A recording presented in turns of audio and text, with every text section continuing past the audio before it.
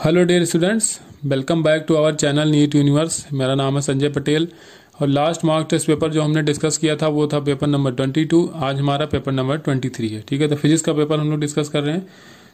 पहला क्वेश्चन यहाँ पे लिया गया है, तो ये थ्योरेटिकल क्वेश्चन है। कोई पर्सन ए है जिसका जो विजुअल रेंज है वो 25 सेंटीमीटर से लेकर 200 सेंटीमीटर तक है। ठीक है, अगर कोई ऑब्जेक्ट 25 सेंटीमीटर से लेकर 200 सेंटीमीटर के बीच रखा जा रहा है तो ये पर्सन देख सकता है।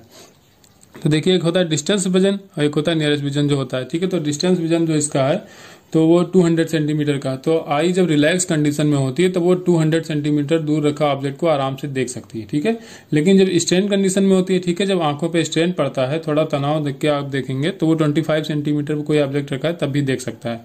अब इसी हिसाब से यहाँ पे बताया गया कि कोई पर्सन बी है जिसकी मसल्स स्ट्रांग है। ठीक है, पर्सन ए से पर्सन बी की मसल स्ट्रांग है, तो वो कह रहा है कितनी दूर तक देख पाएगा, उसकी विजुअल रेंज क्या होगी। देखिए, तो जो मैक्सिमम विजुअल रेंज था 200 सेंटीमीटर, तो वो तो सेम ही रहेगा क्योंकि वो तो हम तब देख रहे हैं जब आंख हमारी रिलैक्स कंडीशन में। स्ट्रेन जब कंडीशन में होती है तब हमको नियरेस्ट विजन जो होता है उसको देखना होता है। तब जब यहाँ पे मसल उसकी स्ट्रांग होगी तो वो 25 सेंटीमीटर से और पास में रखे ऑब्जेक्ट को देख सकता है। तो बस यहाँ पे जो नियरेस्ट विजन वाला पार्ट है उसको थोड़ा सा कम करना है। तो देखिए, यहाँ पे बी ऑप्शन जो दिया गया तो मैक्सिमम रेंज तो 200 सेंटीमीटर की है और मिनिमम वाली रेंज जो है वो 25 से कम करके 18 सेंटीमीटर कर दिया गया है। ठीक है, और डी ऑप्शन में भी 18 सेंटीमीटर किया गया है मिनिमम वाले को, लेकिन मैक्सिमम वाले को हमको बढ़ा के 300 सेंटीमीटर कर दिया गया, जो कि गलत होगा। ठीक है, मैक्सिमम रेंज सेम ही रहेगा। तो बस जो लीस्ट डिस्टेंस विजन थी, ठीक है, वो कितना था, 25 सेंटीमीटर था, लेकिन इसके जो मसल स्ट्रांगर है ए से, तो ये थोड़ी और नजदीक रखा ऑब्जेक्ट को देख सकता है। ठीक है, तो यहाँ पे बी ऑप्शन करेक्ट हो जाएगा।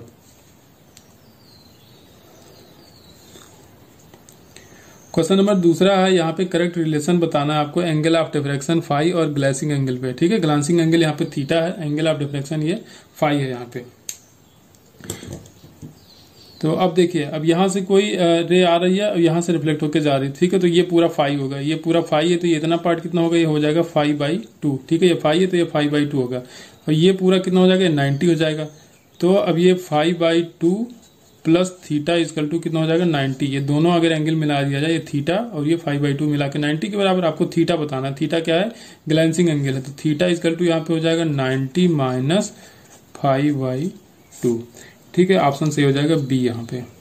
क्वेश्चन नंबर 3 यहाँ पे कोई थिन लेंस है जिसका फोकल लेंथ एफ है, इसके अपर्चर का जो डायमीटर है वो डी है, एक इमेज बनाता है ये जिसकी इंटेंसिटी आई है।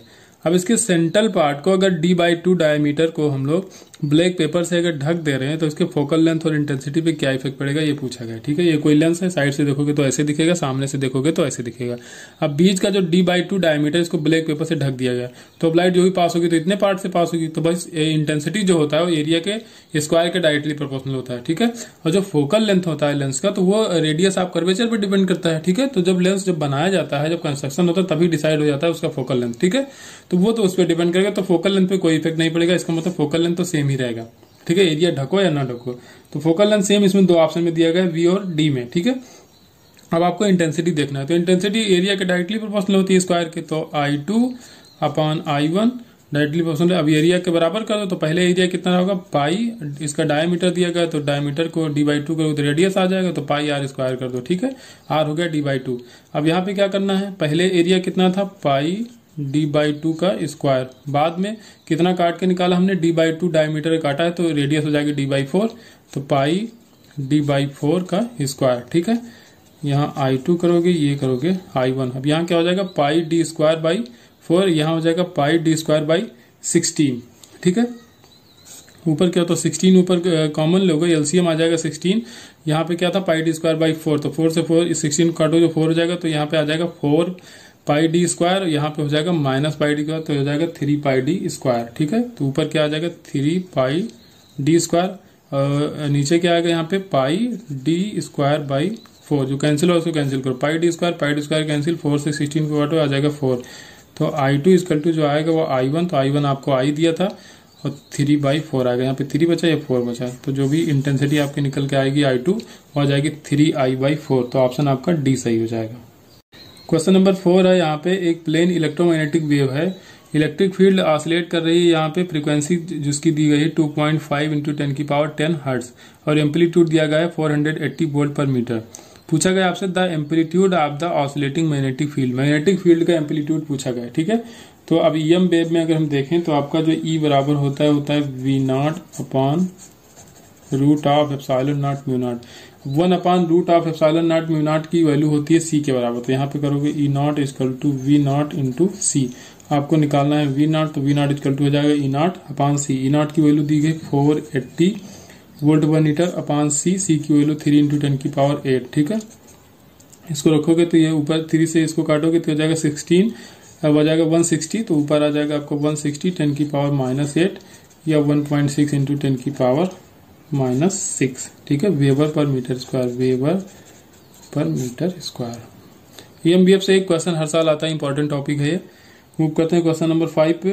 क्वेश्चन नंबर 5 यहाँ पे एक कॉइल दी गई है जिसमें 200 टन्स है, इसका एरिया 70 सेंटीमीटर स्क्वायर है, magnetic field perpendicular the plane है। ठीक है, उसकी वैल्यू दी गई 0.3 weber per metre square. Time दिया गया आपको 0.1 सेकंड। और रोटेट जब इसको किया जाता है 180 डिग्री से, तो आपको बताना है इंड्यूस EMF कितना होगा। ठीक है, इंड्यूस EMF आपको बताना है। तो यहाँ पे जो E का फॉर्मूला होता है -n d∅dt। ठीक है, तो -n d∅ की जगह रख दो VA cos थीटा। ठीक है, cos थीटा, अब थीटा की जगह रखोगे θ2 - θ1 cos θ2। ठीक है, ये यहाँ से रखो cos θ2 - cos θ1। ठीक है, अब वैल्यू रखना है हमको। n की वैल्यू दिया गया है 200 दिया गया है। अब देखिए यहाँ पे क्या दिया गया आपको, एरिया दिया गया है 70 सेंटीमीटर स्क्वायर, तो 70 इंटू 10 की पावर -4 कर दोगे तो क्या आ जाएगा, मीटर स्क्वायर आ जाएगा आपका। और V की वैल्यू आपको दी गई है 0.3 रख दोगे V की वैल्यू। dt आपको दिया गया है, टाइम दिया गया आपको यहाँ पे 0.1 second. cos θ2 - cos θ1, cos θ2 180 degree का आएगा, cos 180 की डिग्री वैल्यू होती है -1, और माइनस ऑफ साइन पहले क्या रहेगा, cos 0 एंगल पे रहा होगा, तो 0 की वैल्यू होती है 1, तो 1 -1 हो जाएगा -2, और माइनस कट जाएगा तो ये +2 हो जाएगा। ठीक है, तो अब इसको जब सॉल्व करोगे तो आ जाएगा 8.4 वोल्ट। ठीक है, तो कैंसिल देखो, अब यहाँ से ये पॉइंट हटाओगे, एक 0 और बढ़ जाएगा, तो ये जीरो जो 3 0 हो गए 4 हो, तो 10 की पावर 4 इससे कैंसिल आउट हो जाएगा। अब यहाँ क्या बचा, 0.3 बचा, यहाँ पे -2 और -2, ये हो जाएगा +4, और इसको ये बचा यहाँ पे 7, तो इससे मल्टीप्लाई कराओ तो यही निकल के आएगा आपका 8.4। यहाँ पे 0.3 भी है। ठीक है, इतना कैलकुलेशन कर लेना। मूव करते हैं क्वेश्चन नंबर 6 पे। क्वेश्चन नंबर 6 है, यहाँ पे इक्वल लेंथ के 4 रेजिस्टेंस दिए गए हैं, जिसके 5 ओम रेजिस्टेंस है। प्रत्येक जो भी रेजिस्टेंस लगा है यहाँ पे 5 ओम रेजिस्टेंस है, तो इसमें इक्विवेलेंट रेजिस्टेंस पूछा गया आपका A और B पॉइंट में। ठीक है, तो A B में देखिए, अब यहाँ पे सीधे जोड़ो, ये दोनों सीरीज में, ये दोनों सीरीज में, सीरीज में 5 5 10 हो जाएगा, यहाँ पे 5 5 10 हो जाएगा, और 10 और 10 कहाँ जाएगा, पैरेलल में। 10 और 10 का जब कोई भी रेजिस्टेंस सेम रेजिस्टेंस होते हैं पैरेलल में ले होते हैं, तो रिजल्टेंट उनका हाफ हो जाता है, तो 10 और 10 है तो 5 हो जाएगा, तो सीधे इसका जो भी रिजल्टेंट आएगा आपका रेजिस्टेंस वो आएगा 5 ओम। क्वेश्चन नंबर 7 है, यहाँ पे दिया गया 40 माइक्रोफैराड का कोई कैपेसिटर है। ठीक है, उसको चार्ज किया गया है 3000 वोल्ट से। तो इसमें आपको बताना है the energy stored in the capacitor is sent through the patient during the pulse of duration 2 millisecond. ठीक है, किसी पेशेंट को यहाँ पे दिया जा रहा है, इस बैटरी में यूज किया गया है इस कैपेसिटर, इस वोल्टेज को। ठीक है, कितना चार्ज है कैपेसिटर, 3000 वोल्ट से चार्ज किया गया है। तो पल्स जनरेट करने के लिए किसी पेशेंट को दिया गया है, और कितना ड्यूरेशन में देता है एक बार पल्स, 2 मिलीसेकंड में। ठीक है, तो पावर पूछा है, पावर कितना हो, तो पावर होता है एनर्जी पर यूनिट टाइम। ठीक है, एनर्जी पर यूनिट टाइम, तो एनर्जी क्या होता है, हाफ CV²। हाफ C की वैल्यू दिया 40 माइक्रोफैराड, तो ये हो जाएगा हाफ C हो गया। V स्क्वायर करना है तो 3 करोगे, 3 का स्क्वायर हो जाएगा 9, और यहाँ पे 3 0 तो 10 की पावर 3 होगा, इसका स्क्वायर करोगे 10 की पावर 6 हो जाएगा। और यहाँ पे टाइम कितना, 2 मिलीसेकंड, तो 2 मिलीसेकंड, बस इसको कैंसिल आउट करोगे, आ जाएगा 90 किलोवाट। ठीक है, यहाँ पे देखिए +6 -6 कैंसिल आउट हो जाएगा, यहाँ से ये 2 नीचे आएगा, 2 2 4 हो जाएगा, तो ये 4 यहाँ पे 10 बचेगा। ठीक है, 10, और यहाँ पे ये क्या है 9 है, तो 9 इंटू 10 हो जाएगा 90, और 10 के पावर -3 ऊपर जाएगा तो किलोवाट में चेंज हो जाएगा। ठीक है, तो ये आ गया आपका power 90 kilowatt. Next question number 8 है, तो इसके लगाने के 2 तरीके, हम एक ही लगाएंगे। एक तो इसमें है कि आप चेंज इन पोटेंशियल एनर्जी निकाल लो। ठीक है, तो वर्क डन इक्वल टू होता है माइनस आप चेंज इन पोटेंशियल एनर्जी, तो एक तो वहां से लगाया जा सकता है। दूसरा तरीका है, इसमें फोर्स निकालो, पहले पोटेंशियल एनर्जी आपको दिया गया है तो फोर्स निकालो, फोर्स से फिर डिस्प्लेसमेंट से मल्टीप्लाई करा के इंटीग्रेशन लगा के यहाँ से इस लिमिट से लेके इस लिमिट तक जाओ, तब भी वर्क डन निकल सकता है। लेकिन हम निकालेंगे जो शॉर्टेस्ट पाथ है हमारा, तो चेंज इन पोटेंशियल एनर्जी से निकालेंगे। ठीक है, तो पोटेंशियल एनर्जी देखिए U1 अगर देखा जाए तो पहले कहाँ पे था पॉइंट, यहाँ पे 1 1 1 पे था, तो 1 1 रखोगे x y z की जगह, तो यहाँ हो जाएगा 1 + 1 + 1, तो ये जगह -3 लैम्डा। और U फाइनल अगर करोगे तो ये रखोगे, x की जगह 2 रखोगे, y की जगह 3 रखोगे, और z की जगह 4 रखोगे। तो यहाँ पे 4 + 3 7 और +2 9, तो हो जाएगा -9 लैम्डा। अब डेल्टा यू देखना है तो you final minus you initial, तो यू फाइनल है -9 लैम्डा और माइनस यू इनिशियल कितना -3 लैम्डा, तो माइनस माइनस प्लस हो जाएगा, तो टोटल आ जाएगा -6 लैम्डा। अब जो भी वर्क डन होता है तो माइनस ऑफ डेल्टा यू के बराबर, तो माइनस और डेल्टा यू कितना है -6 लैम्डा है, तो टोटल हो जाएगा +6 लैम्डा। नेक्स्ट क्वेश्चन नंबर 9 है। यहाँ पे कोई पार्टिकल है जिसको प्रोजेक्ट किया गया है 10√2 मीटर पर सेकंड से 45 डिग्री एंगल पे, ठीक है। तो इसमें rate of change of speed पूछा है with respect to time at t = 1 second. t = 1 second पे rate of change of speed आपको बताना है, ठीक है। तो पहले t = 1 सेकंड पे देखो पार्टिकल कहाँ पे है, तो हम पहले हाइट निकालते हैं, ठीक है। तो हाइट h क्या होता है u² sin² θ/2g, ये फार्मूला लगाएंगे। तो u² करोगे तो 10√2 का स्क्वायर करोगे तो कितना आ जाएगा 200 आ जाएगा, क्योंकि 10 का स्क्वायर 100 और √2 का 2 हो जाएगा स्क्वायर, तो हो जाएगा 200 sin² थीटा। साइन थीटा का कितना आएगा 45 डिग्री है, तो 1/√2 आएगा, स्क्वायर करोगे तो 1/2 आ जाएगा।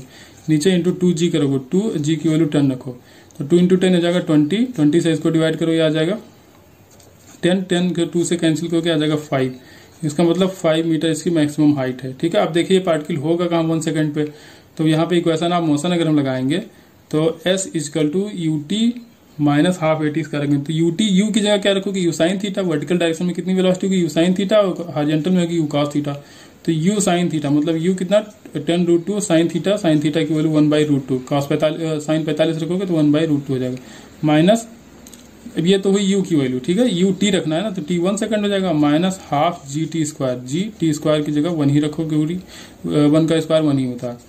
√2 से √2 कैंसिल आउट हो जाएगा, यहाँ पे बचेगा 10 और यहाँ जब इसको कैंसिल करोगे हो जाएगा 5, 10 - 5 मीटर, ठीक है। तो 1 सेकंड पे क्या होगा 5 मीटर, मतलब कि ये हाईएस्ट पॉइंट पे होगा। इसका जो भी h मैक्स था वो कितना था 5 मीटर, 1 सेकंड पे ये 5 मीटर पे ये, इसका मतलब ये हाईएस्ट पॉइंट पे होगा। और हाईएस्ट पॉइंट पे जो भी आपकी वेलोसिटी होती है वो सिर्फ और सिर्फ हॉरिजॉन्टल डायरेक्शन में होती है, वर्टिकल डायरेक्शन में कोई वेलोसिटी नहीं होती है। और दूसरी बात ये, अगर कॉन्सेप्ट आपको पता है तो बहुत अच्छी बात है, बहुत ही इंपॉर्टेंट कॉन्सेप्ट है प्रोजेक्टाइल का, कि मैक्सिमम हाइट पे सिर्फ और सिर्फ हॉरिजॉन्टल वेलोसिटी होती है, वर्टिकल डायरेक्शन में कोई भी वेलोसिटी नहीं होती है। अब देखिए जो भी चेंज होगा यहाँ पे वेलोसिटी में तो वर्टिकल वेलोसिटी में चेंज होता है, जब हॉरिजॉन्टल वेलोसिटी कांस्टेंट है यहाँ से लेके यहाँ तक, क्योंकि कोई फोर्स ही नहीं लग रहा उस पर। अब यहाँ पे जो भी फोर्स लग रहा है ग्रेविटेशनल फोर्स लग रहा है, तो वो नीचे की तरफ लगेगा, ठीक है। लेकिन ये वेलोसिटी कहाँ है हॉरिजॉन्टल डायरेक्शन में, इस तरफ है, तो इस पे जो भी फोर्स लगेगा तो इधर लगेगा, तो ये सिर्फ इसकी डायरेक्शन बदलेगा, ठीक है। इसमें कोई चेंज नहीं। और स्पीड पूछा है इसीलिए, ठीक है, चेंज इन स्पीड पूछा है, ये भी नहीं कि चेंज इन वेलोसिटी पूछा है। तो यहाँ पे क्या कहेंगे कि 0 चेंज होगा, कोई भी चेंज नहीं होगा, इंस्टेंटेनियस चेंज पूछा है। तो यहाँ पे सिर्फ और सिर्फ हॉरिजॉन्टल वेलोसिटी, अगर वर्टिकल होती तो थोड़ा बहुत चेंज होता, कुछ भी होता, लेकिन यहाँ पे सिर्फ हॉरिजॉन्टल वेलोसिटी है, t = 1 सेकंड पे, तो यहाँ पे कोई चेंज नहीं होगा। थोड़ा सा कॉन्सेप्चुअल क्वेश्चन था ये। नेक्स्ट क्वेश्चन ये बहुत बड़ा लिखा हुआ है, इसको हम पढ़ेंगे नहीं, बहुत टाइम जाएगा, ठीक है। इसमें एक क्वेश्चन दिया गया है, ये सर्कुलर पाथ है, ठीक है। यहाँ से करंट एंटर कर रही है, कोई सर्कुलर पाथ है, यहाँ से भी करंट ऐसे जा रही है, इधर से करंट जैसे जा रही है, ठीक है। ये हाफ सर्किल में डिवाइड, 2 हाफ में डिवाइड कर दिया गया। अब कोई चार्ज पार्टिकल इसके एक्सिस पे मूव कर रहा है, ठीक है। कोई चार्ज पार्टिकल ऊपर से नीचे जा रहा है, नीचे से ऊपर जा रहा है, कहीं भी जा रहा है, तो उसपे पूछ रहा है फोर्स कितना लगेगा। तो चार्ज पार्टिकल के फोर्स अगर पूछा है तो F = होता है QVV। तो यहाँ पे वेलोसिटी भी है, मैग्नेटिक फील्ड भी है, अब Q भी है, ठीक है। मैग्नेटिक फील्ड है कि नहीं वो हमको देखना है, ठीक है। तो यहाँ पे जब क्रॉस सेक्शनल एरिया वायर का सेम वायर जब भी लगा होता है तो इस तरह का जब करंट डिवाइड होता है तो मैग्नेटिक फील्ड 0 होता है। कैसे, यहीं पे देख लो, जैसे इस हाफ वायर की वजह से देखो मैग्नेटिक फील्ड, तो ये अगर आप फिंगर को रोटेट करोगे तो हम अपवर्ड आ रहा है, तो यहाँ पे इस वजह से जो इतना पार्ट है इसकी वजह से अपवर्ड होगा मैग्नेटिक फील्ड। और अगर इसके वजह से देखा जाए ड्यू टू दिस वायर, ठीक है, तो यहाँ पे फिंगर्स को रोटेट करोगे करंट की डायरेक्शन में, थंब इनसाइड जा रहा है तो यहाँ पे इनवर्ड होगा, ठीक है। तो जितना आउटवर्ड है मैग्नेटिक फील्ड उतना इनवर्ड है, इसका मतलब जो नेट मैग्नेटिक फील्ड होगा वो 0। नेक्स्ट क्वेश्चन नंबर 11 है, क्यूबिकल ब्लॉक है जिसका साइड ए है, मूव कर रहा है वेलोसिटी v से हॉरिजॉन्टल स्मूथ प्लेन पर, ठीक है। ये कह रहा है किसी डिस्क से ये पॉइंट O पे हिट कर रहा है, तो इसके एंगुलर स्पीड आपको बतानी है, ठीक है। ब्लॉक की एंगुलर स्पीड आपको बतानी, कोई ब्लॉक यहाँ से जा रहा है, यहाँ पे इससे टकराएगा, ये पलटेगा, कुछ भी होगा, तो इसका एंगुलर वेलोसिटी आपको बताना है, ठीक है। एंगुलर स्पीड बतानी, ठीक है, वेलोसिटी नहीं बतानी। तो देखिए अब यहाँ पे हम क्या करेंगे, एंगुलर मोमेंटम का कंजर्वेशन लगाएंगे, ठीक है। एंगुलर मोमेंटम का कंजर्वेशन लगाएंगे तो ब्लॉक जब यहाँ पे पहुंच जाएगा, यहाँ पे तो एंगुलर मोमेंटम का कंजर्वेशन लगाएंगे तो क्या करेंगे, MVR, M करेंगे, V करेंगे, R। देखिए अब वेलोसिटी कितनी दूरी पे रहेगा, वेलोसिटी ब्लॉक की यहाँ पे है, ठीक है। डिस्टेंस ये कितनी हाइट पे है, ये V इतना, ये कहाँ पे लग रहा है a/2, ठीक है। ये कितना रखोगे, a/2 रखोगे, तो m तो मास ही तो सेम ही रहेगा, वेलोसिटी v है, और r की जगह रखोगे a/2, तो हो जाएगा mv a/2, ठीक है। इस पॉइंट के यहाँ पे निकाल रहे हैं हम लोग, ठीक है। इस पॉइंट से अगर वेलोसिटी देखा जाए तो यहाँ पे लग रहा है कितनी दूरी पे, a/2 पे, ठीक है। तो ये होगा mvr इक्वल टू होगा आपका I ओमेगा। अब I आपको निकालना है, तो I इस पॉइंट पे निकालना है। तो पहले सेंटर ऑफ मास पे देखा जाए क्यूबिकल ब्लॉक का, तो I होता है। अब यहाँ पे निकालना है हमको I0, तो I0 देखो क्या हो जाएगा, ICM जो सेंटर ऑफ मास पे होगा प्लस mr स्क्वायर, ये होता है, ठीक है। तो ICM देखा जाए तो होता है 1/6 ma स्क्वायर, ठीक है, 1/6 है, ठीक है, 1/6 ma स्क्वायर, ये क्यूब का होता है उसके सेंटर ऑफ मास पे, ठीक है, प्लस mr स्क्वायर बार ये डिस्टेंस कितनी होगी सेंटर ऑफ मास से, ठीक है। तो ये पूरी जो एक फेस का डायगोनल होगा तो कितना रहा होगा, a√2 रहा होगा, ठीक है, a√2 होता है, ठीक है। यहाँ पे अगर ये है, ये भी ये है, तो ये क्या होगा, a√2 होगा। लेकिन ये इतना पार्ट सिर्फ लेना है आपको यहाँ से, तो a√2/2 करोगे, तो a√2/2 जब करोगे, √2 से √2 कैंसिल हो तो बच जाएगा a/√2, तो mr स्क्वायर की जगह लिखोगे ma²/2। बस आपका I निकल के आ गई, ये हो जाएगा आपका 6 एलसीएम लोगे तो ये हो जाएगा ma स्क्वायर, यहाँ से 3 करो तो 4ma²/6, ठीक है, कैंसिल करो तो ये हो जाएगा 2/3, बस इसकी वैल्यू यहाँ पे रख दो, तो ये हो जाएगा 2/3 ma² ओमेगा, ठीक है। यहाँ क्या है mva/2, जो कैंसिल हो उसे कैंसिल करो, m से m कैंसिल हो जाएगा, ठीक है, एक a से एक a कैंसिल हो जाएगा यहाँ पे, और ये 3 ऊपर जाएगा 2 नीचे आएगा, ठीक है। ओमेगा इक्वल टू जब निकालोगे आप तो यहाँ a भी नीचे चला जाएगा, ठीक है। तो ओमेगा इक्वल टू जो भी निकल के आएगा हो जाएगा, इस तरफ क्या बच रहा है, v बच रहा है, v/2 बच रहा है, ठीक है। तो v/2 उधर बच रहा है, आपका 3 ऊपर चला जाएगा तो ये हो जाएगा 3v/2, और यहाँ पे 2 और a नीचे आएगा, तो 2 और a नीचे आएगा तो 3b/4a, 3b/4a। इसमें एंगुलर मोमेंटम कंजर्व करना, तो इस तरह के टॉपलिंग में क्वेश्चन पूछे जाते हैं, ठीक है। टॉपलिंग वाला केस आता है तो वहां पे भी इसका यूज किया जाता है। चलिए मूव करते हैं नेक्स्ट क्वेश्चन पे। नेक्स्ट क्वेश्चन नंबर 12 है, यहाँ पे टॉरॉइड का केस है। इसमें कह रहा है circular cross section of radius v है, जो मेजर रेडियस है इसका r है, और r क्या है, बहुत ज्यादा है v से, और इसमें n टर्न्स दिए गए हैं, ठीक है। और ये करंट कितना कैरी कर रहा है, I। Find the total stored energy in the torrid. Torrid में टोटल आपको एनर्जी बताना है कि कितना एनर्जी स्टोर होगा, ठीक है। तो अगर टॉरॉइड मैग्नेटिक फील्ड की बात करी जाए तो v इक्वल टू होता है μ0 I, n भी होता है n μ0 I/2πr, n number of turns होते हैं, ठीक है, ये होता है। अब अगर फ्लक्स देखा जाए तो फाई इक्वल टू होता है NAB, ठीक है, NAB होता है, तो a यहाँ पे हो जाएगा πb², ठीक है, एरिया हो जाएगा v², इन साइड का एरिया, ठीक है, जो भी इन साइड वाला रेडियस है उसको लिया गया, तो πb² हो जाएगा इंटू v मैग्नेटिक फील्ड और n नंबर ऑफ टर्न्स। अब b की वैल्यू यहाँ पे रखो। अब एक और आपने पढ़ा होगा फाई इक्वल टू LI भी होता है, ठीक है, फाई इक्वल टू LI होता है जब इंडक्टेंस की बात की जाए तो यहाँ पे अगर L निकालना है तो φ/I हो जाएगा, तो L निकालोगे तो φ/I, फाई की वैल्यू πb² n/I, और b की वैल्यू रख दो आप, v की वैल्यू रखो तो ये हो जाएगा n μ0 I/2πr, ये हो गया आपका L। तो I से I कैंसिल आउट हो जाएगा, यहाँ पे n² हो जाएगा, ठीक है, पाई से पाई कैंसिल आउट हो जाएगा, तो यहाँ पे बचेगा n² v² μ0 भी ऊपर रहेगा, ठीक है, नीचे बचेगा 2r, ठीक है। अब ये निकल के आया आपका L। अब एनर्जी जो भी होता है हाफ LI² होती है, हाफ L की वैल्यू है μ0 n² v²/2r, हाफ L, और करना है आपको I², आपका आ गया आंसर। आंसर हो जाएगा μ0 n² I² v²/4r, ठीक है। ये 2 और 2 मल्टीप्लाई कराओगे तो 4r आ जाएगा।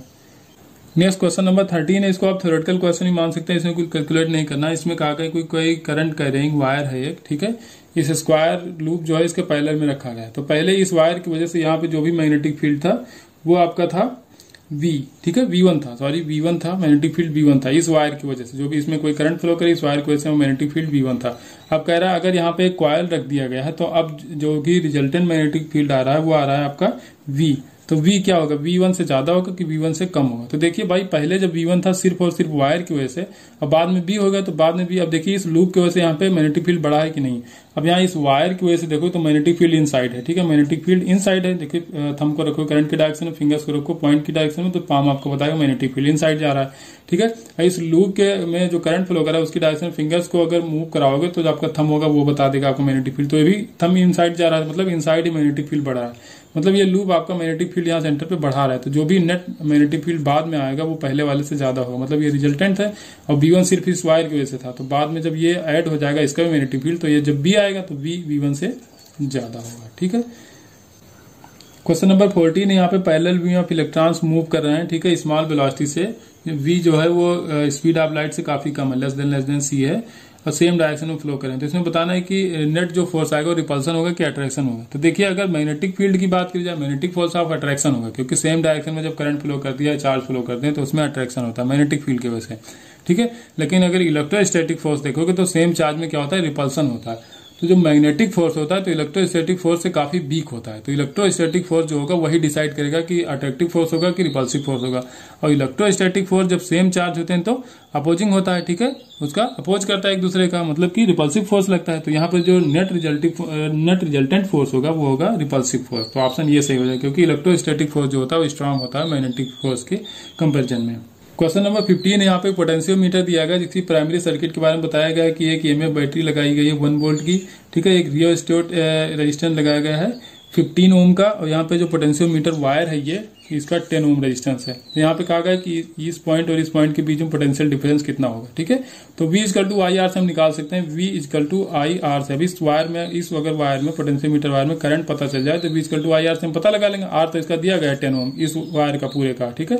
तो I निकालने के लिए I = V/R करो, V यहाँ पे 1 वोल्ट दिया गया, R कितना रखोगे, 10 और 15 दोनों रखोगे, ठीक है। तो ये हो जाएगा I = 1/25, ठीक है। अब V निकालना है आपका ये वाला V, तो V = IR, I की वैल्यू आ गई 1/25, R की वैल्यू यहाँ पे 10, कैंसिल करो, 5 से कैंसिल आउट करोगे, 5 टाइम्स जाएगा, ऊपर 2 टाइम्स जाएगा, तो 2/5 आ जाएगा। ये पॉइंट लगाओ, 0 बढ़ाओ, 20 हो जाएगा, 5 4 जा 20, तो आ जाएगा 0.4। तो V = आ जाएगा 0.4 वोल्ट। तो यहाँ पे कितना पोटेंशियल डिफरेंस आएगा, 0.4 वोल्ट है, ठीक है।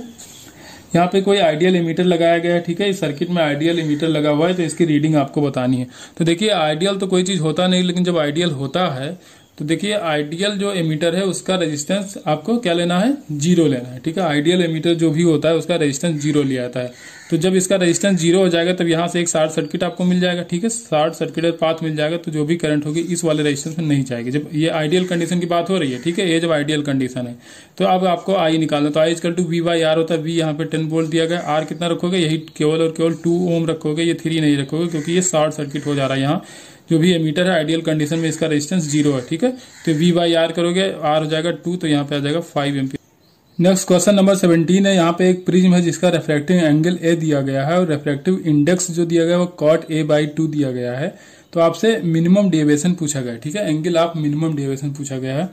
तो एक फार्मूला होता है μ = sin delta minimum plus A/2 upon sin A/2, और इसमें आपको म्यू की वैल्यू रखनी है, ठीक है। तो म्यू की वैल्यू आपको क्या दिया गया है यहाँ पे, cot A/2। तो cot A/2 को हम लिख सकते हैं cos A/2 upon sin A/2। फिर इस तरफ क्या है आपके पास, sin डेल्टा मिन plus A/2 upon sin A/2, ठीक है। ये फार्मूला इंपॉर्टेंट है, इसको आप याद रखिए।